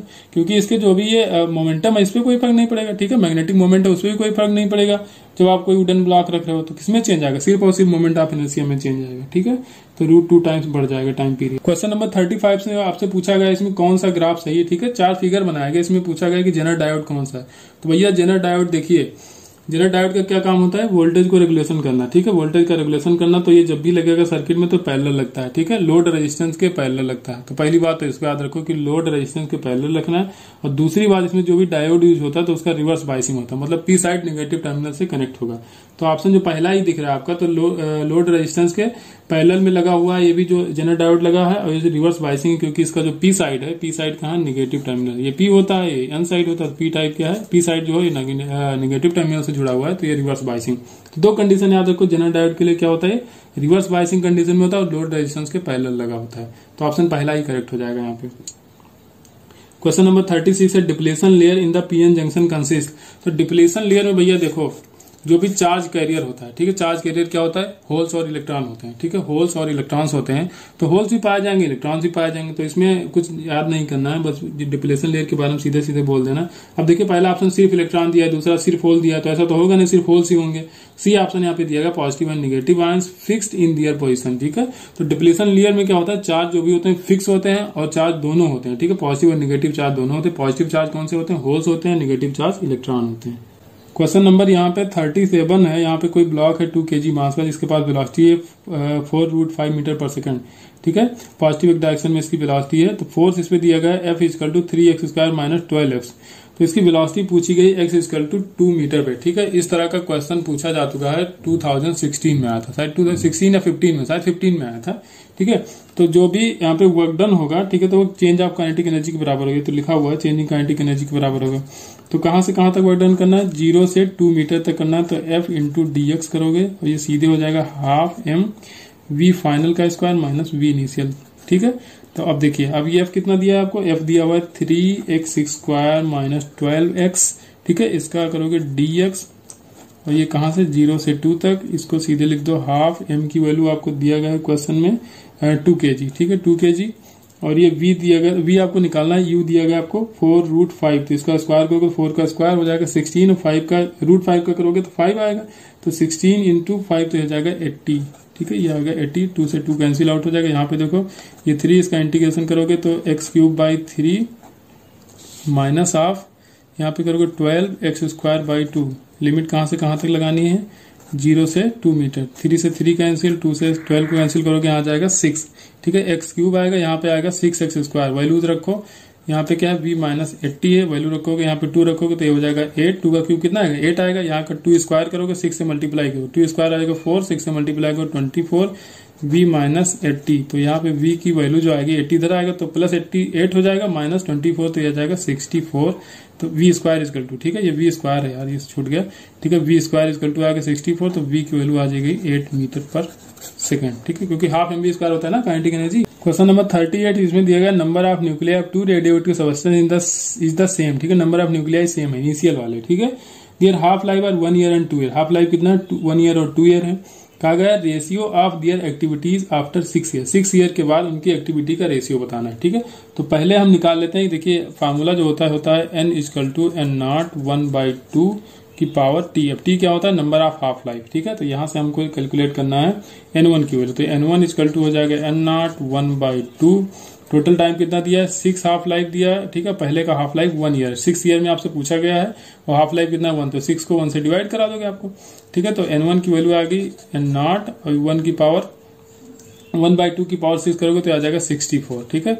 n2 ऐसे निकालोगे तो हो जाएगा n0 1/2, टोटल टाइम कितना 6 ईयर, इसकी हाफ लाइफ दूसरे वाली की थी 2 ईयर, 2 से इसको काटोगे तो हो जाएगा 3 करोगे 1/2 की पावर 3 तो हो जाएगा 8, ठीक है। कैंसिल को इधर आ जाएगा n0/8, तो n1/n2 की वैल्यू आ गई n0/64, n0/64 upon n0/8, n0 cancel, 8 जाएगा ऊपर, 64 नीचे आएगा तो 1/8 आ जाएगा। n1/n2 की वैल्यू आ गई 1/8।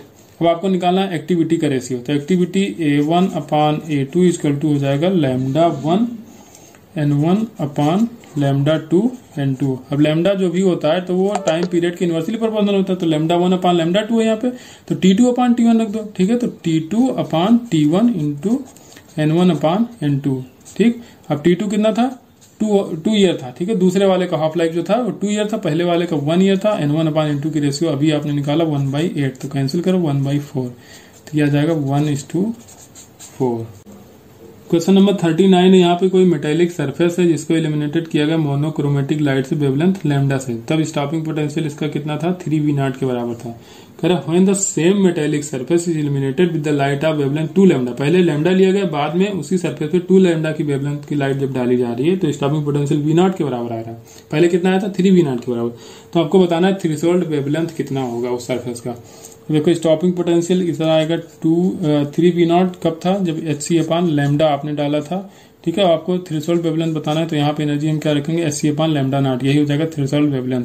बाद में क्या किया हमने, जब 2 लैम्डा डाला तो कितना आया आपका स्टॉपिंग पोटेंशियल V के बराबर आया, तो ये जब 2 लैम्डा हमने डाला था तो hc/λ0, ये फंक्शन होता है, ठीक है। वर्क फंक्शन, तो वर्क फंक्शन तो चेंज होता नहीं है, इसको करो डिवाइड, ठीक है। V0 से V0 कैंसिल आउट हो जाएगा, SC कॉमन लो ऊपर, SC भी नीचे भी कॉमन लो, ठीक है। SC कॉमन हो जाएगा तो कैंसिल आउट हो जाएंगे, इधर क्या बचेगा 3, इधर बचेगा 3 और बाकी ये पूरा टर्म इस तरफ चला गया 1/2 लैम्डा माइनस 1/λ0 इक्वल टू, इधर 1 बचा, यहाँ मल्टीप्लाई 1/λ माइनस 1/λ0, λ0 एक तरफ रख लो, लैम्डा की वैल्यू एक तरफ रख लो, तो यहाँ से λ0 जब निकालोगे तो आ जाएगा 4 लैम्डा के बराबर, ठीक है। इस तरफ क्या होगा, ये हो जाएगा -3/λ0, ठीक है। तो इसको इस तरफ ले आओगे और ये 1/λ है तो इसको इस तरफ ले आओगे, तो इधर क्या हो जाएगा 3/2 लैम्डा माइनस 1/λ इक्वल टू उस तरफ जाएगा तो 3/λ0 माइनस λ0, तो वहां से निकालो तो λ0 की वैल्यू 4 लैम्डा निकल के आएगी, ठीक है। इस तरह का क्वेश्चन पूछा जा चुका है, रिपीटेड क्वेश्चन। क्वेश्चन नंबर 40 है, यहाँ पे मैग्नेटिक मोमेंट दिया गया है m, इन दोनों का मैग्नेटिक मोमेंट m और m है, इनको क्रॉस करके रखा गया एक दूसरे से 90 डिग्री पे, तो रिजल्टेंट मैग्नेटिक मोमेंट पूछा गया। तो रिजल्टेंट जो भी m होता है तो m1² root of m1² plus m2² plus 2m1 m2 cos theta की वैल्यू 90 रखोगे तो थीटा वाला टर्म जो भी होगा तो 0 हो जाएगा, तो m इक्वल टू आएगा root of m² plus root of m², cos theta की जो भी टर्म आएगा वो हो जाएगा 0, तो ये हो जाएगा m√2 के बराबर, ठीक है। तो जो भी रिजल्टेंट m आएगा m डैश मान लो इसको, तो m डैश इक्वल टू आ जाएगा m√2।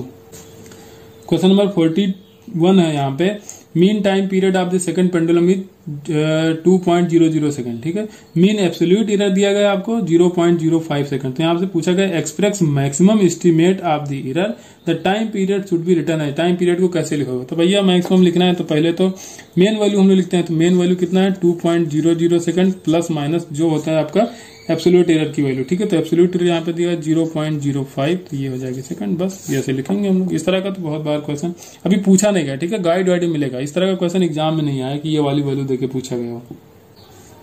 क्वेश्चन नंबर 42 है, the amount of heat in calorie required to convert 5 gram of ice at 0 degree to steam at 100 degree Celsius, ठीक है। 5 ग्राम आइस है 0 degree पे, इसको स्टीम में चेंज करना 100 degree Celsius, तो 5 ग्राम आइस को पहले 5 ग्राम आप वाटर में ले जाएंगे, ठीक है, स्टेप बाय स्टेप चलेंगे। तो यहाँ पे लगेगा फेज चेंज हो रहा है, ठीक है, आइस से वाटर बना, यहाँ पे लगाओगे ml, फिर 0 डिग्री वाटर से 100 डिग्री वाटर, यहाँ क्या करोगे ms डेल्टा टी लगाओगे, ms डेल्टा टी, थीटा 2 की वैल्यू आ गई, Q1 आ गया, ठीक है, Q1 आ गया ml, Q2 आ गया ms डेल्टा 2। अब क्या करोगे 100 डिग्री वाटर को 100 डिग्री स्टीम में बदलना, फिर से फेज चेंज हो रहा, फेज चेंज होगा तब लगेगा mLV, latent heat of vaporisation, ये है लेटेंट हीट ऑफ फ्यूजन, ठीक है। तो अब इस तरह का क्वेश्चन भी कल पूछा गया था कि किसी जब पदार्थ को हम लोग गर्म करते हैं, ठीक है, तो उसका जब फेज चेंज होता है तो उसको क्या बोलते हैं, तो उसका लेटेंट हीट ऑफ फ्यूजन बोलते हैं, ठीक है। जब अपना फेज बदल देता है, अगर सॉलिड है लिक्विड में चेंज हो जाए तो उसको क्या बोलते हैं, लेटेंट हीट ऑफ फ्यूजन बोलते हैं। तो बस सारी एनर्जी को जोड़ दो, यहाँ पे Q1 plus Q2 plus Q3, 3 जगह एनर्जी होती है। Q1 की वैल्यू हो जाएगी M इंटू एल, एम की वैल्यू 5 ग्राम, एम की वैल्यू होती है, एल की वैल्यू होती है 80, ठीक है, 80 कैलोरी पर ग्राम, ठीक है।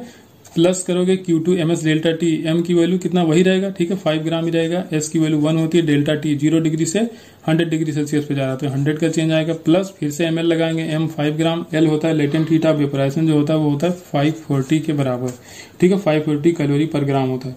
अब इसको पूरा सॉल्व कर लेना, यहाँ पे 8 पंचे 40 ये आ जाएगा 400, ये पूरा हो जाएगा 500, और यहाँ इसको कैलकुलेट करोगे 50 हो जाएगा 5, 5 4 जा 20 0, और यहाँ 5 जा 25 और 2 27, ठीक है, टोटल कैलकुलेट करोगे आ जाएगा 3600। नेक्स्ट क्वेश्चन नंबर 43 है, a body heated to a temperature 40 degree Celsius and kept in the chamber maintain at 20 degree Celsius. एक चैम्बर में रखा गया है जिसका टेम्परेचर 20 डिग्री सेल्सियस, मतलब सराउंडिंग का टेम्परेचर कितना लेना है, 20 डिग्री सेल्सियस लेना है।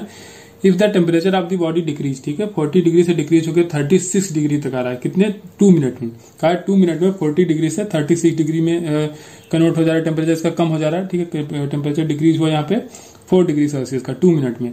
देन कह रहा है द टाइम आफ्टर हुई the temperature will further decrease by 4 degree Celsius, ठीक है, 40 से 36 हुआ, अब 36 से 32 होने में कितना टाइम लगेगा, तो उसका सीधा फॉर्मूला ये होता है भैया, ये फॉर्मूला आपको याद होना चाहिए, इस पे बहुत बार क्वेश्चन आया हुआ है, ठीक है। तो पहले यहाँ पे T1 कितना था, 40 डिग्री सेल्सियस था, बाद में कहा 36 तक पहुंच गया, कितने टाइम में, 2 मिनट में, equal to T1 plus T2 by 2, इसका एवरेज लिया जाता है, तो एवरेज कितना हो जाएगा, ये 40 प्लस 36 हो जाएगा 76 बाई 2 करोगे तो आ जाएगा 38 माइनस, अब टीएस की वैल्यू सराउंडिंग का टेम्परेचर जो दिया था चैम्बर का वो था 20 डिग्री सेल्सियस, ये हो जाएगा। अब फिर से यही क्वेश्चन लगाओगे T1 माइनस T2, अब बाद में कहा था 36, तो बाद में कह रहा है कि 4 डिग्री और कम करने, फर्दर कम करने में, तो 4 और कम करोगे तो कितना बचेगा, 32 बचेगा। अब बाई टी तो हमको निकालना है यहाँ पे, अब यहाँ पे क्या करोगे T1 प्लस T2 बाई 2, अब ये 36 और 32 ये हो जाएगा 36 32 कितना 68 बाई 2 करोगे तो आ जाएगा 34 माइनस 20, ठीक है, इसका यहीं पे निकाल लो तो 38 माइनस 20 करोगे यहाँ पे आ जाएगा 18, 34 माइनस 20 करोगे आ जाएगा 14, यहाँ पे देखिए ऊपर कितना आएगा 4, यहाँ भी 4 आएगा, ठीक है, तो 4 बाई 2 अपॉन 4 बाई टी, तो यहाँ पे क्या हो जाएगा 4 कैंसिल आउट हो जाएगा, टी बाई 2 बचेगा, ठीक है, टी बाई 2 यहाँ किसके बराबर होगा 18 अपॉन 14 के बराबर, 2 9 जा 18, 2 7 जा 14, ठीक है। यहाँ से जब टी की वैल्यू आप निकालोगे तो निकल के आएगा 2 मिनट 33 सेकंड, ठीक है, 2 मिनट 33 सेकंड, या सिर्फ सेकंड में निकालोगे तो 153 सेकंड आ जाएंगे, ठीक है। तो उसको हमने अब जो ऑप्शन दिया है ना तो उसे आपसे सेट करना पड़ेगा, तो आप जैसे भी निकालना ऑप्शन सेट करना तो जानते हो, इतना तो सेट कर ही लोगे। क्वेश्चन नंबर, अब देखिए इसको क्वेश्चन हम पढ़ेंगे नहीं, 44 नंबर का क्वेश्चन है, ये देखिए एक ऑब्जर्वर है, ठीक है, ऑब्जर्वर बड़ा बड़ा कान है इसका, ये ऑब्जर्व कर रहा है, यहाँ पे एक सोर्स है, ठीक है, तो सोर्स पहले इससे दूर जा रहा था, तो ये ऑब्जर्व फ्रीक्वेंसी जो भी होगी एफ डैश के बराबर होती है, अब ये किस वेलोसिटी से, v वेलोसिटी से दूर जा रहा था इससे, ठीक है। अब बाद में क्या हुआ, यही जो सोर्स है इसकी तरफ आ रहा है, ठीक है, उसी स्पीड से इसकी तरफ आ रहा है, ठीक है, उसी स्पीड से इसकी तरफ आ रहा है, तब इसको सुनाई देता है 1.2 एफ डैश के बराबर, ठीक है। जब दूर जा रहा था तो अपरेंट फ्रीक्वेंसी एफ डैश थी, जब इसकी तरफ आ रहा है तो अपरेंट फ्रीक्वेंसी 1.2 एफ डैश के बराबर है। तो आपसे v पूछा गया कि कितनी एक्चुअल में कितना फ्रीक्वेंसी रहा होगा, ठीक है, इसका एक्चुअल फ्रीक्वेंसी आपसे पूछा गया है। तो चलिए शुरू करते हैं, इसमें डॉपलर का फॉर्मूला लगाएंगे तो आपका एफ डैश इक्वल टू आएगा F not v upon plus minus v not होता है, लेकिन v नॉट ऑब्जर्वर की वेलोसिटी 0 तो उसको नहीं लिखेंगे। अब देखिए यहाँ नीचे प्लस करें कि माइनस करें, तो देखिए जब इससे दूर जा रहा होगा तो फ्रीक्वेंसी कम सुनाई देगी, और कम सुनाई देने के लिए क्या करना पड़ता है हमको, यहाँ पे जो डिनोमिनेटर होगा उसको ज्यादा करना पड़ेगा, मतलब वेलोसिटी उसकी ऐड करनी पड़ेगी, ठीक है, तो उसकी वेलोसिटी इसमें हम ऐड कर देंगे, तो v प्लस वी कर देंगे, ठीक है, सोर्स का स्पीड जो होगा v प्लस वी हो जाएगा अपान, ठीक है। अब 1.2 एफ कब सुनाई देगा, जब ये इसकी तरफ आ रहा होगा, ठीक है, इंटू एफ डैश जब इसकी तरफ आ रहा है, और फिर से ऑब्जर्वर की वेलोसिटी 0, तो v प्लस वी नॉट तो करेंगे नहीं क्योंकि ऑब्जर्वर की वेलोसिटी 0 है। अब अपान, अब फिर नीचे क्या लिखें, vs की वैल्यू जोड़ें कि घटाएं, तो जब इसकी तरफ आ रहा है सोर्स तो इसको जो अपरेंट फ्रीक्वेंसी वो ज्यादा सुनाई देगी, और जब ये टोटल वैल्यू हमको ज्यादा लाना है तो डिनोमिनेटर तो कम करना पड़ेगा, कम करने के लिए यहाँ पे vs माइनस करना पड़ेगा, ठीक है, जो कैंसिल हो रहा है यहाँ पे कैंसिल को F not cancel, F dash cancel, v से v कैंसिल, ठीक है, यहाँ इधर इस तरफ जाएगा तो हो जाएगा v minus vs equal to, ठीक है, सॉरी ये v माइनस vs ऊपर चला जाएगा, v प्लस vs नीचे रहेगा, तब इधर मल्टीप्लाई कराओगे क्रॉस तो v प्लस vs इस तरफ जाएगा, अब 1.2 इंटू v माइनस vs हो जाएगा, 1.2 v माइनस vs हो जाएगा, ठीक है।